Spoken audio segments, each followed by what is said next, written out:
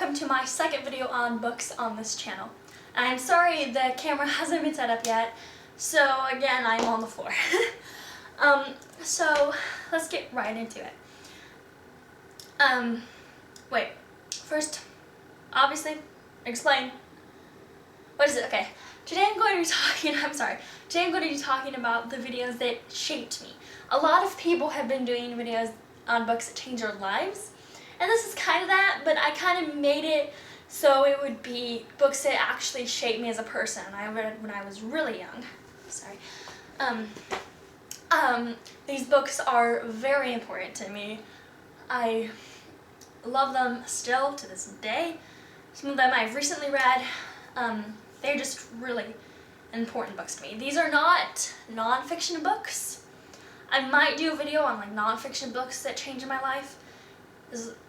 But these are basically fiction. And so the first one is The Giver series by Lois Lowry. I read this book, the first book, when I was like in 4th or 5th grade.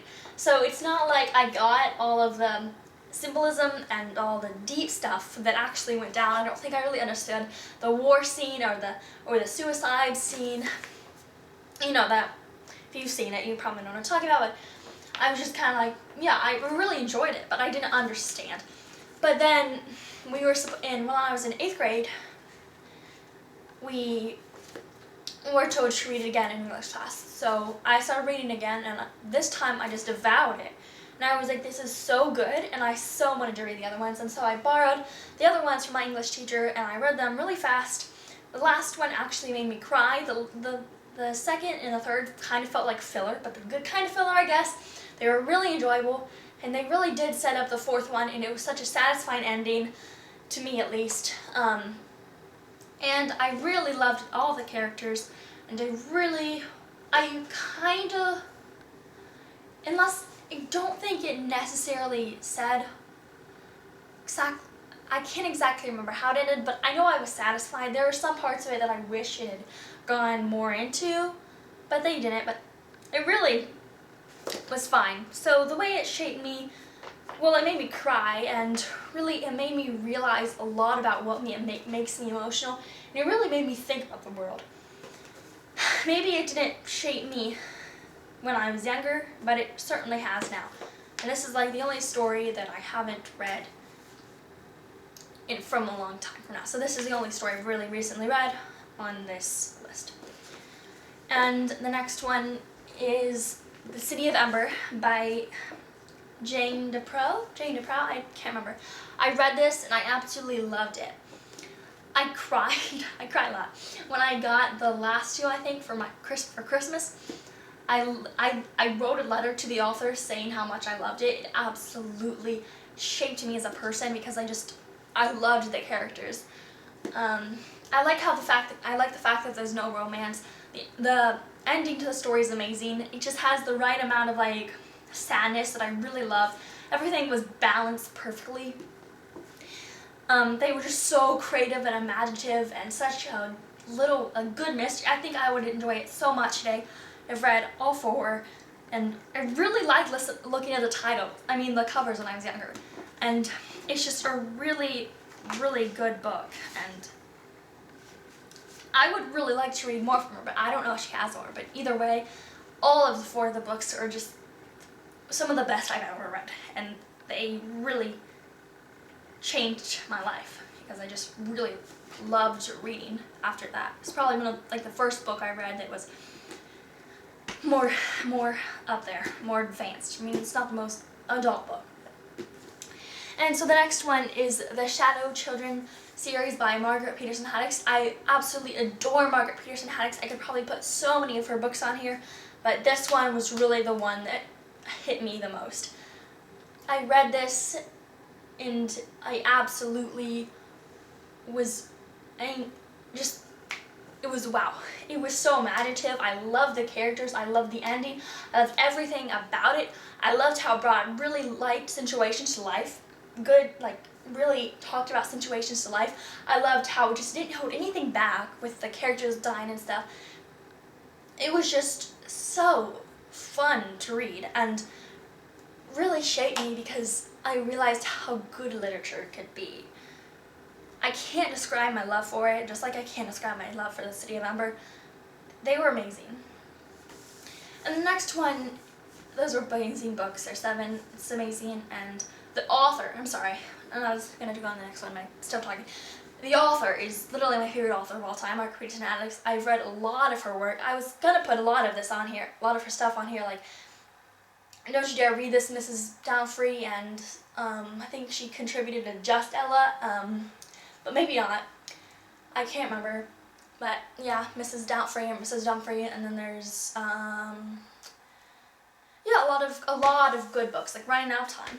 They're under her name, and she's just a fantastic author. I love her style of writing. I just love the imagination that goes into her books.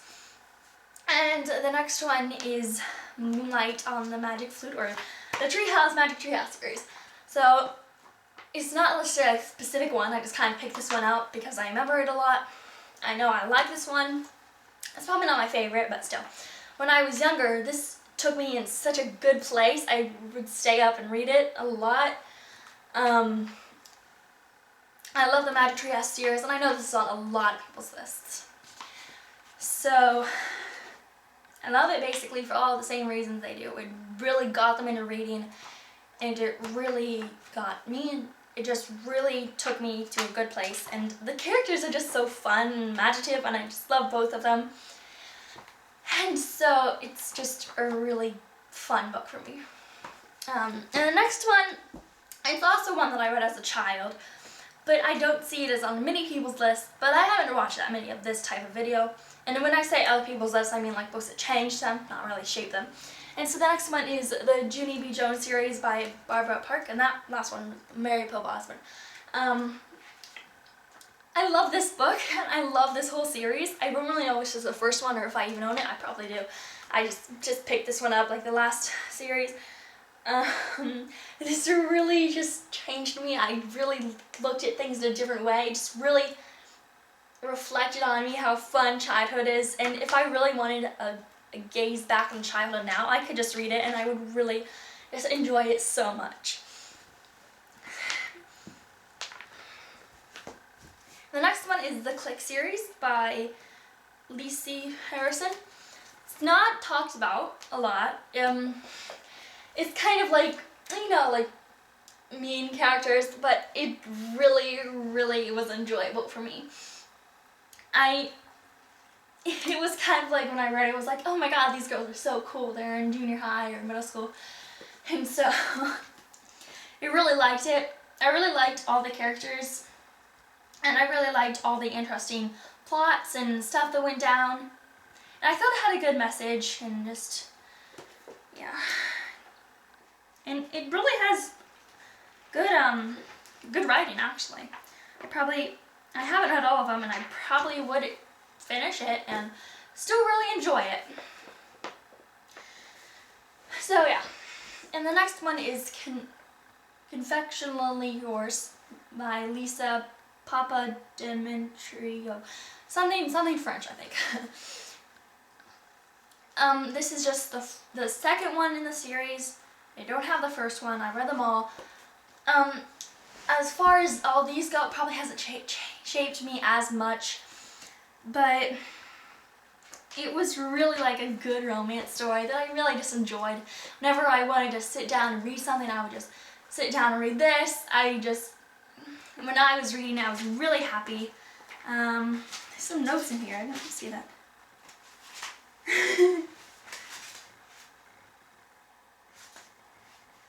It's like an album or something. I have no idea what that is. I'm sorry. It's stacked in the middle of it. But yeah, it really just taught me some stuff about friendship and stuff. And I really liked the cake thing. I thought it was really, or the cupcake theme. I thought it was really creative, and these look really good. So I like yeah, I like the covers a lot. And the next one is Prairie Friends by Nancy Smiler Levinson, and pictures by Stacy Scott, or just like a German name.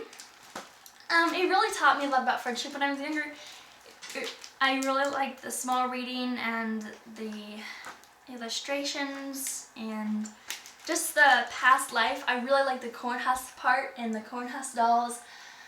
It just was like, that's so cool, because ever since I read it, I really just wanted a Cornhusk doll. A lot. And so, I still kind of do, and no, for a young child, it really made my imagination grow, and really taught me a lot, so. I can't remember anything about it, but it's really good. I just remember the Cornhusk doll. And I remember they got lost or something, I really don't know. And the next one is The Secret Garden. These were like all of these little classic, by Frances Hudson Burnett, but all these classics were for junior classes for young readers, or some of them, or all of them, were at sale in Target, and so we basically just got a ton of them.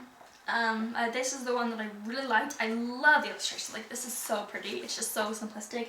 And as a young person, it just really was beautiful. It had a lot of stuff that really made me think. And I can't remember a lot. I just remember it just really struck my imagination, as a lot of these. And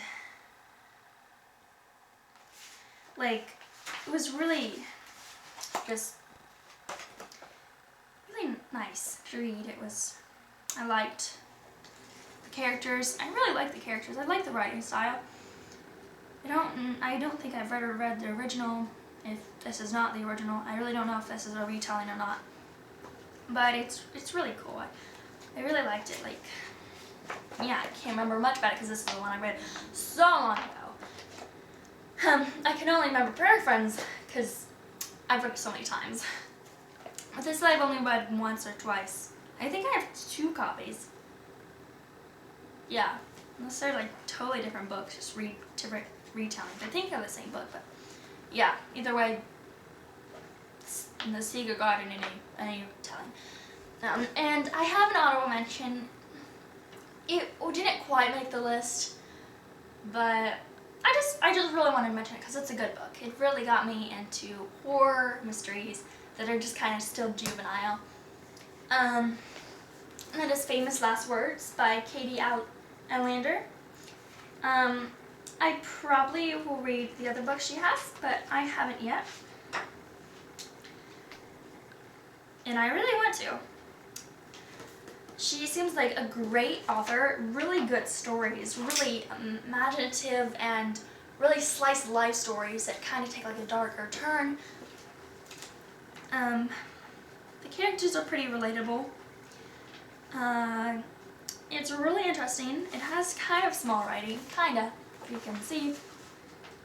I got it at like the book fair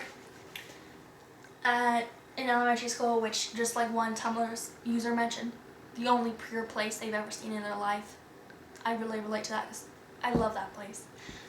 The book fair was literally the only place I feel like I've ever been truly happy. It's just amazing. It's just an amazing place. But that's not the one. I got this there and I knew I was going to want it really bad. And it was just fantastic. But yeah, I don't think it shaped me a lot. I can't really say it was a classic in my eyes. The rest of these, they're basically classics to me, personally to me. This one, not really. It's a really good book. It's really enjoyable. It's pretty close, but I haven't read it again and again and again. But maybe in like a few years, it might be on this list. But I've read it quite recently. So I read it quite recently, but yeah. Maybe not recently, maybe 4 years ago actually, but yeah, I really don't know. But anyway, those are all the books. I'm probably going to do one where I have this on the list. It's like recommendations for like underrated books that kind of like, and it's mostly going to be books that I didn't really get a chance to talk about here, but I really wanted to, and they're kind of like books that I read when I was younger. And so, yeah, this will be on it, and it's kind of just like a recommendation list for maybe like 10 to 13 crowd that anyone can read. So yeah, this is a bunch of different books. And if you want to know the nonfiction books that shape me, The one that did the most is Night. I'm sorry, I'm gonna pronounce this wrong. Elie Wiesel. I don't know if I pronounced that right or not, but that really shaped me. But I might, but probably not, because there's not that many. But when I first was doing this, there was like 3 books, 2 books, 4 books, and there was gonna just be 4 series I was gonna talk about. But then I went in this room where my niece sleeps in, where there's some more books in there to see if these 2 books were in there. But they weren't, so I ended up finding this book and this book too. And then I went downstairs to see them again, and I found these 3. So I can't actually remember where I found this one, but yeah. So yeah, there was only going to be 4, and I kind of found some more. So I'm happy about that. I'm gonna link someone else's video in the description, because this is kind of where I got the idea, and they reminded me of a lot of them, and so I just really like that video. So I'm just gonna link it. So yeah. So I recently released a thing where I said the books I didn't like. So if you want to hear me complain about some books, go check that video out too. I'll link it too. So thank you very much for watching, and have a nice day.